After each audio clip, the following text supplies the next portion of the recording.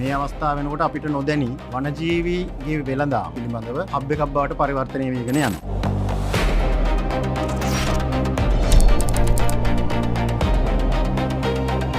වඳවීමේ තර්ජනයට ලක්වෙච්ච වනජීවීන්ගේ අන්තර්ජාතික වෙළඳාම පාලනය කිරීම සඳහා අන්තර්ජාතික ප්‍රඥප්තියක් තියෙනවා. ආවේනික සතුන්ගේ වෙළඳාම සම්පූර්ණයෙන් තහනම් කරලා තියෙනකොට අන්තර්ජාතික ප්‍රඥප්තියක පාර්ශවයන් කොහොමද කියන්නේ ඒක සීම සහිත වෙළඳාම් කරන්න පුළුවන් කියලා. අන්තර වලින් අල්ල ගන්නවා නම් ගොඩක් වෙලාවට අල්ලගෙන ඉන්නේ ලස්සන වර්ණවත් හොඳ පිරිමිසක් තියෙන තර්ජනයේ තමයි රංචුව සම්පූර්ණයෙන්ම විනාශ වෙලා යන. ආරක්ෂිත වශයෙන් පනත තුල හඳුනා ගන්නා ජීවීන් සන්තකේ තබා ගැනීම, විකිණීමට දර්ශනය කිරීම සහ මිලදී ගැනීම ආදී ක්‍රියාවන් මේ පනත තුළින් ප්‍රකාශිතවම තහනම් කරලා තියෙනවා. සත්තු පිටරට ජාතිකයන් ඇවිල්ලා හොරෙන් අරන් යන්න අපේ මිනිස්සුන්ගේ උදව් ගන්නවා. ඒකට අපේ මිනිස්සුත් මේ වගේ ලොකු මුදලකට මේ වගේ සතෙක් අලෙවි කරනකොට ඒගොල්ලෝ ඉතාම රහසිගතව ඒ වගේ දේවල් වලට අනුගත වෙනවා සහ නීතිය කඩන්න ඒගොල්ලෝ සැදී පැහැදී සිටිනවා. ඉතින් ඒ වගේ දේවල් ඉතාම භයානකයි.